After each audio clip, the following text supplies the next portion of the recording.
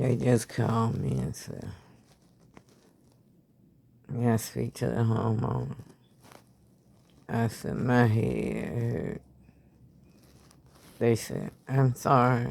I said, "My head hurt."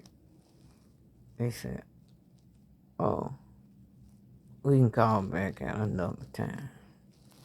I said, "Okay." And they hung up.